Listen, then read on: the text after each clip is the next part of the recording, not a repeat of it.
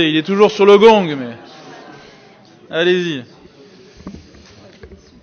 Bien, Monsieur le Président et chers collègues, il y a en politique des moments où les décisions qui sont mises bout à bout, au fond, font sens. Et je crois que nous en sommes là aujourd'hui, au travers de ce rapport qui nous est présenté, comme d'ailleurs de beaucoup d'autres, parce que la démarche, j'allais dire, la démarche politique dans laquelle vous vous inscrivez, elle porte un nom pour moi, et nous le voyons plus clairement aujourd'hui, c'est la politique de la carotte et du bâton.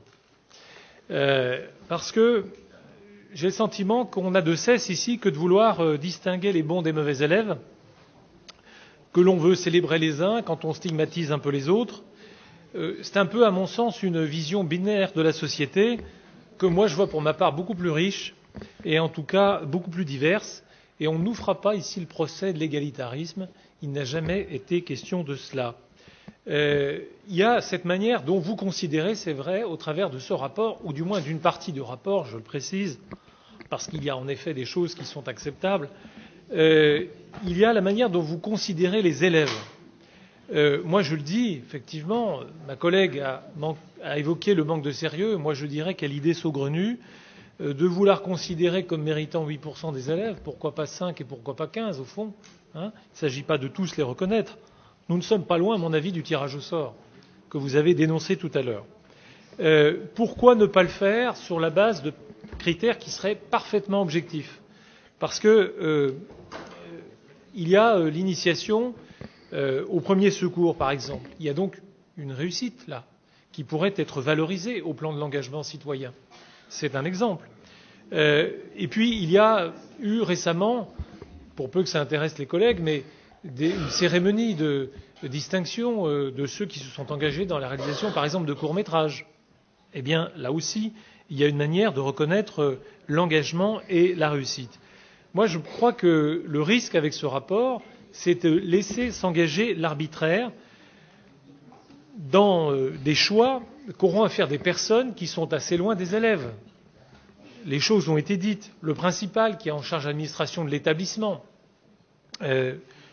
évidemment les parents d'élèves pour qui l'affectif va s'en mêler immanquablement, et puis les conseillers départementaux que nous sommes, à qui, je crois, on fait jouer un rôle qui n'est pas le nôtre. Alors s'il s'agit effectivement de valider les choix des professeurs principaux, à quoi bon instituer une commission?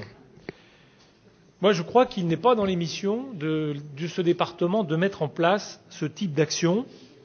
Il y a d'autres dispositifs plus généralistes, les choses ont été rappelées, ces dispositifs sont reconduits, c'est le dispositif d'ouverture au monde, qui concerne évidemment l'ensemble d'un même niveau. Il s'inscrit d'ailleurs, ce dispositif, dans une démarche parfaitement pédagogique.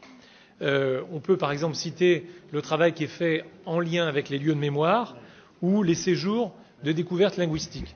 Mais ça n'intéresse sans doute pas beaucoup les collègues qui ont réagi tout à l'heure sur le rapport, j'imagine.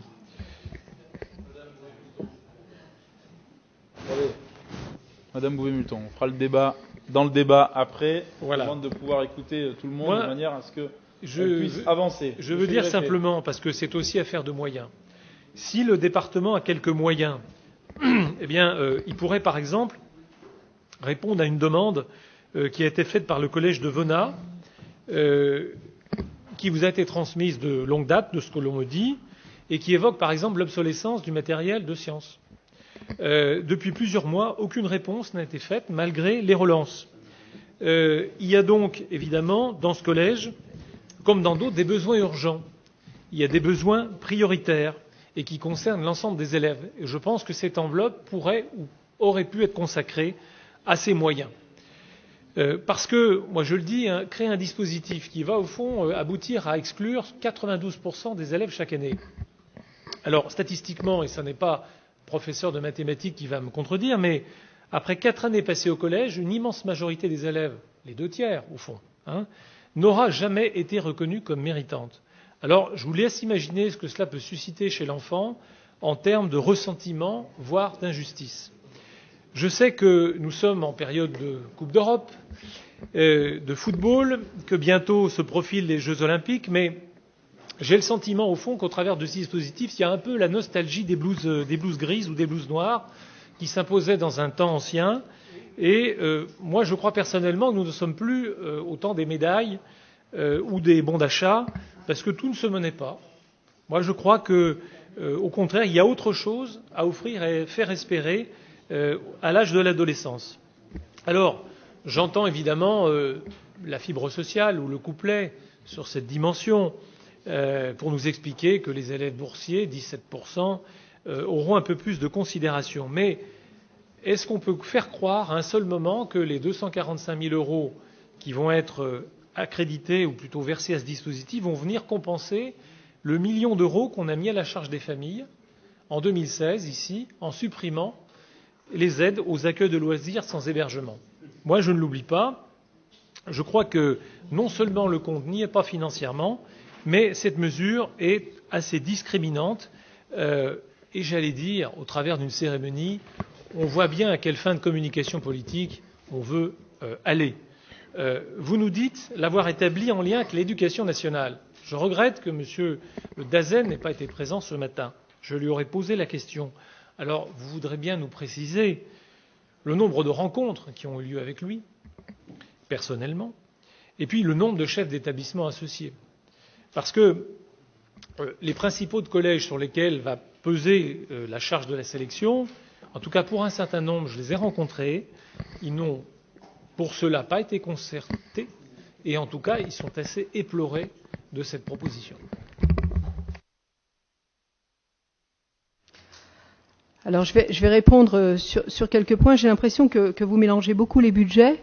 Pour ce qui concerne le collège de Vaunage, j'avoue humblement ne pas connaître le dossier, je me renseignerai dès demain, mais il faut savoir que quand bien même nous ne ferions pas ces dispositifs, que ce n'est pas ce budget qui irait sur le matériel. Vous savez bien que c'est même pas, du point de vue des affaires scolaires, c'est pas la direction de l'éducation qui gère ce genre de budget. Donc, pour le million, pareil, d'accueil de loisirs, on n'est pas du tout dans le même registre. On est en train de parler, nous, d'une enveloppe qui existait et que l'on reconduit à l'identique, ce qui est un tout petit peu différent. Vous parlez d'élèves qui ne sont pas valorisés. Je tiens quand même à vous dire qu'au niveau des concours, au niveau de l'éducation nationale, se mettent en place beaucoup de concours dans toutes les disciplines pour essayer de mobiliser les jeunes. Et dans ces concours, il y a des lauréats. Donc renseignez-vous, parce que je vous assure que ça existe dans beaucoup de disciplines, en histoire géo, en lettres, en maths. Donc c'est quelque chose, en langue. C'est des concours. Qui dit concours? Mais qui dit concours, ça veut dire qu'il y a un premier, un deuxième et un dernier. Et le pauvre dernier, il est dernier, c'est comme ça. Donc il faut s'y faire. On ne peut pas, tout le monde n'est pas à égalité, et à un moment ou à un autre, on a le droit de valoriser tel ou tel jeune. Alors vous me posiez la question de Monsieur le directeur des services de l'Académie de l'Éducation nationale. Nous avons eu son directeur adjoint aux trois comités de pilotage que nous avons eus. Par ailleurs, je l'ai rencontré en entretien privé un certain nombre de fois, privé, en présence de Madame Carrier et de Monsieur Michaud. On se rencontre très souvent, et je tiens simplement, et il pourra démentir s'il le voit, la première fois que je lui en ai parlé, sa première réponse a été « Mais tout à fait, Madame Tabouret, le mérite, c'est aussi une de nos valeurs ». Et je vous renvoie au texte de Madame Najat Belkacem, qui effectivement a pondu des textes à tout va sur le mérite et sur les bourses qui sont distribuées aux élèves méritants. Donc là encore, on stigmatise beaucoup, me semble-t-il. Donc voilà, je vais pas répondre plus longuement. Peut-être que le président peut compléter, mais voilà. Bon, je ne vais pas redire ce que j'ai déjà redit, mais bon, voilà. Vous voyez, et c'est le symbole de votre vision. Vous nous dites, mais c'est pas bien parce que 92% des élèves vont être exclus du dispositif. Mais le mérite, c'est quoi? C'est de récompenser celles et ceux qui font des efforts.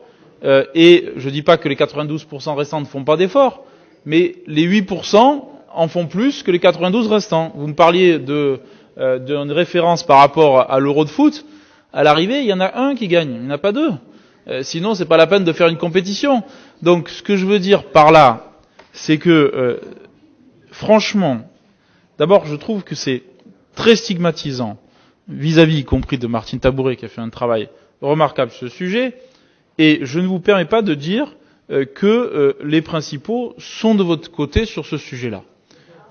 Oh, oui, je vous dis très clairement, moi j'en ai rencontré, et nous les rencontrons régulièrement chaque année, et quand on a fait le rendez-vous avec un certain nombre de principaux de collège, j'ai évoqué la question des projets que nous allons porter sur faire vivre la République et autres. Mais je vous le dis, vous n'avez pas le monopole de l'éducation. Et la gauche dans ce pays n'a plus à avoir le monopole de l'éducation parce que ça a fait trop de mal à notre société et trop de mal à la manière dont les choses se sont déstabilisées. Donc, on a le droit d'avoir des conceptions différentes. Là, elle est diamétralement opposée. Je respecte la vôtre. Je dis simplement aujourd'hui que nous allons mettre en place la nôtre au niveau qui est le nôtre. Voilà. Et que nous l'assumerons jusqu'au bout. Parce que l'eau tiède, ça va bien 5 minutes. Et que à partir de là, et vous me parlez, vous voyez, des éléments à prendre en compte. Mais oui, vous me parlez du court-métrage et autres. Monsieur Greffé, entre des résultats scolaires en maths, en français ou en langue vivante et une participation à un court-métrage, pour moi, il n'y a pas photo entre les deux dans la manière dont on envisage le mérite en tant que tel. Voilà. Après, il y a en plus la prise en compte de l'engagement dans un certain nombre de dossiers qui sont faits et autres. Ça sera fait avec l'ensemble des partenaires de la communauté pédagogique. Et vous dites le principal, mais enfin, si le principal est éloigné d'un certain nombre de prises de décision qui sont dans son établissement, c'est quand même pas très rassurant sur notre enseignement et notre éducation en tant que telle. J'imagine que le principal, il a quand même des informations sur les choses dont ça se passe dans chaque classe et autres, et que ceci peut être échangé avec les différents professeurs et autres. Donc voilà, donc vraiment, je peux comprendre que vous soyez mal à l'aise avec ce rapport, mais franchement, il faut aussi qu'on s'interroge dans ce pays sur le fait que, je dis, l'absence de notation, tout ce qui est en train de, ce discours qui est en train de poindre, où on supprime les bourses au mérite, où on supprime les notes, où on supprime tout ce qui fait la sélection ou autre, on voit bien, et je le dis, et oui, je vous fais ce procès-là, c'est quand même le nivellement par le bas au nom de l'égalitarisme. Voilà. Et que c'est pas ma conception de l'école, parce que je pense que l'école, c'est aussi la méritocratie scolaire, c'est aussi l'ascenseur social, et que sans l'école, eh bien, un certain nombre d'entre nous ici ne seraient pas là, certainement, et que sans l'école, vous n'auriez pas des parcours scolaires tels qu'ils ont été construits jusqu'à maintenant. Donc je crois que c'est quelque chose d'important. Monsieur Péchou.